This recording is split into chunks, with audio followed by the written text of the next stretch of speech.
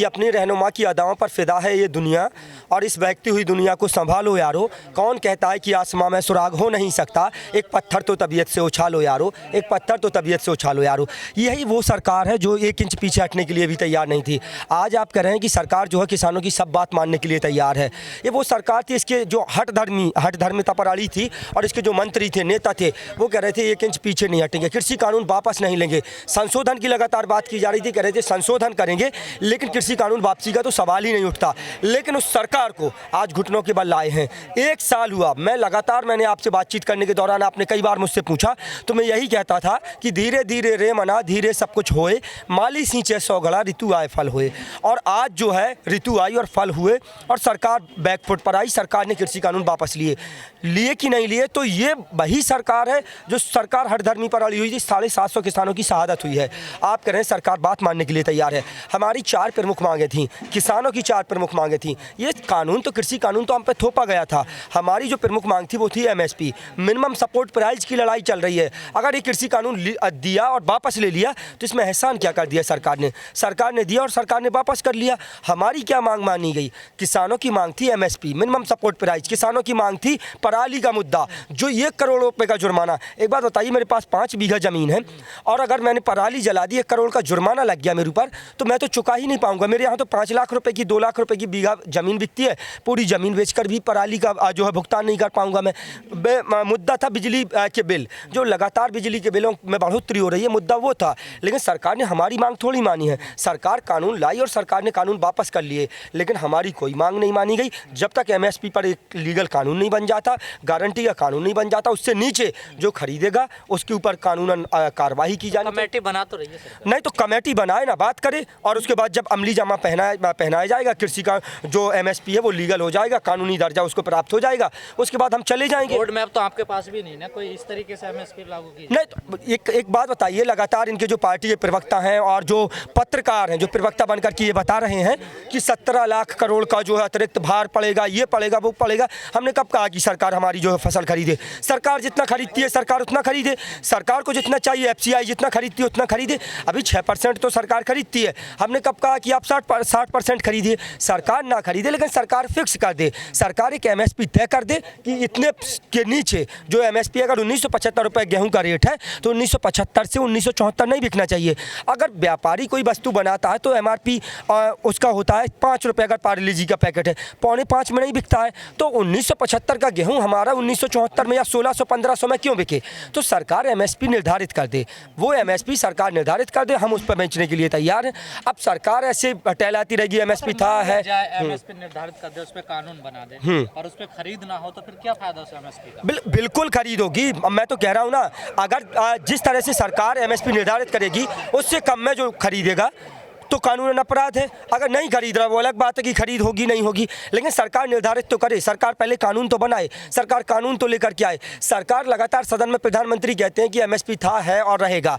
तो मैं तो कहता हूँ प्रधानमंत्री हैं और मतलब हो सकता है कि नहीं रहेंगे प्रधानमंत्री, 2024 में प्रधानमंत्री बदल जाए, तो ये था और है और रहेगा वाला कोई मसला नहीं है। आप तो बिल्कुल अमली जामा पहनाइए, उसको कानूनन लीगल करिए MSP जो है, और उसके बाद मामला खत्म करिए। आपने कहा बहुत बड़ा भार बढ़ेगा अगर MSP सरकार उनके लोग कह रहे हैं, हम नहीं कह रहे हैं कि भार बढ़ेगा।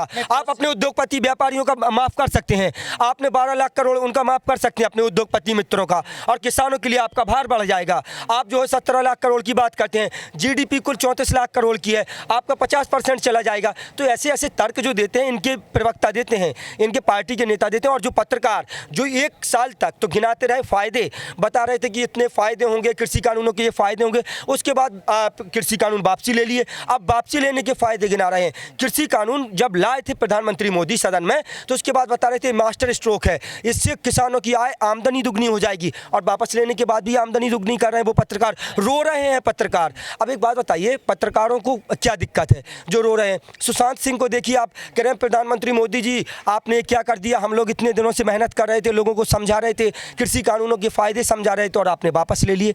तो भाई जिस तरह से जो है लगातार मेन स्ट्रीम मीडिया का जो रोल है, यहाँ पर तमाम मेन स्ट्रीम मीडिया आती है, लेकिन उसके बाद 1 साल तक आपने फ़ायदे गिनाए, उनकी पार्टी के प्रवक्ताओं ने फ़ायदे गिनाए, उसके बाद प्रधानमंत्री मोदी जी ने एक ही झटके में कृषि कानून वापस ले लिए। लेकिन 750 किसानों की शहादत हुई, उन किसानों को शहीद का दर्जा मिले, उन किसानों को मुआवजा मिले, एक परिवार में एक लोग को नौकरी मिले, क्योंकि परिवार का मुखिया चला गया है। आपकी वजह से, आपकी तानाशाही, हिटलरशाही की वजह से उन किसानों की जान गई है। 750 किसानों की जो जान गई है, जिनकी शहादत हुई है, वो प्रधानमंत्री नरेंद्र मोदी और बीजेपी सरकार हत्यारी है। बीजेपी सरकार की वजह ये से मामला तो राज्य सरकारों के अंदर आता है ना। देखिए, कुछ हत्याएं तो हरियाणा में हुई हैं, कुछ यूपी में, कुछ उत्तराखंड। बिल्कुल, तो राज्य सरकार जिम्मेदारी ले ना, राज्य सरकार जिम्मेदारी ले, सेंट्रल सरकार जिम्मेदारी ले।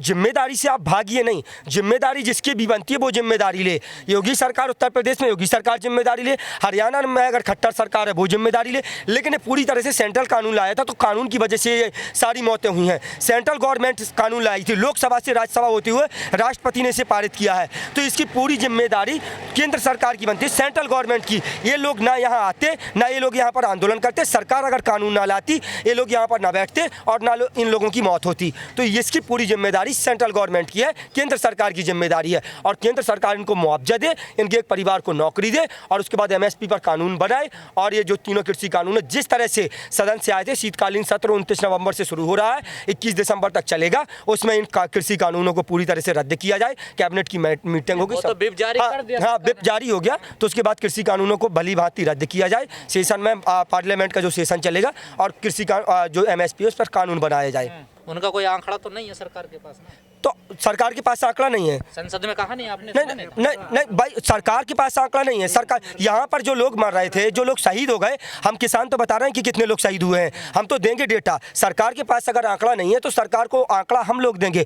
जो संयुक्त किसान मोर्चा वो आंकड़ा देगा। सरकार संयुक्त किसान मोर्चा से बात करे, किसानों से बात करे, किसान खुद आंकड़ा देंगे। जो जिनके घर से जो गया है उसका डेथ सर्टिफिकेट और जो आंकड़ा है वो देंगे ना किसान। किसान देने के लिए मना थोड़ी कर रहे हैं। तो सरकार क्यों नहीं मतलब आंकड़ा लेना चाहती है? अगर सरकार के पास आंकड़ा नहीं है, तो ये किसान आंकड़ा देने के लिए तैयार हैं, और सरकार उनसे आंकड़ा ले और डेथ सर्टिफिकेट ले, और उसके बाद जो है किसानों को मुआवजा दे, उनके एक परिवार को नौकरी दे। लेकिन इमरान भाई, लगातार बीजेपी के लोग कह रहे हैं कि अब किसानों की जो लिस्ट है ना वो बढ़ती जा रही है। बिल्कुल नहीं बढ़ी। आप पहले दिन से हमारी जो मांग थी, हमारी मांग लगातार MSP की थी। MSP तो वही MSP है जो 2011 में जो मुख्यमंत्री हुआ करते थे, प्रधानमंत्री नरेंद्र मोदी, जब MSP की बात करते थे, प्रधानमंत्री से मिले थे, तत्कालीन प्रधानमंत्री थे UPA के मनमोहन सिंह, उनसे मिलकर के उन्होंने कहा था कि MSP को जो है लीगल करना चाहिए, MSP से आमदनी दुगनी होगी। MSP तो जो प्रधानमंत्री मुख्यमंत्री होते हुए कहते थे, गुजरात के जब मुख्यमंत्री हुआ करते थे, जब कहते थे वही बात तो आज कह रहे हैं। गुजरात के मुख्यमंत्री थे तब तो आप कानूनी जामा पहनाने के लिए बात करते थे कि MSP को जो है लीगल होना चाहिए। आज जब आप प्रधानमंत्री हो गए हैं, सब कारभार आपके हाथ में है, जब सत्ता की बागडोर आपके हाथ में है, आप जो है कानूनी जामा नहीं पहना रहे हैं MSP को, तो ये तो मुकर रहे हैं। सरकार के लिए पॉसिबल है MSP बनाना? बिल्कुल पॉसिबल है। सरकार के पास अपने उद्योगपति मित्रों का कर्ज माफ़ करना पॉसिबल है, सरकार के लिए तमाम और चीज़ें करना पॉसिबल है।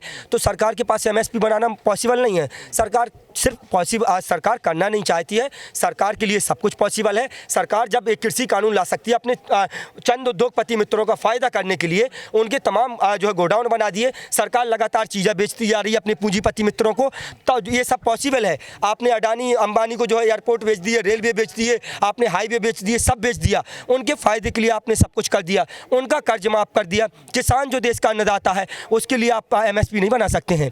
व्यापारियों का MRP है। सरकार पीछे हटी है, आंदोलन की वजह से हटी है, या जो 5 राज्यों में चुनाव होने वाला उसकी वजह से? देखिए, सरकार जो है, ये सरकार जो है, किसान जो आंदोलन चल रहा था उससे तो हटी है, लेकिन ये सबसे बड़ा बात, इनको कुर्सी का खतरा है।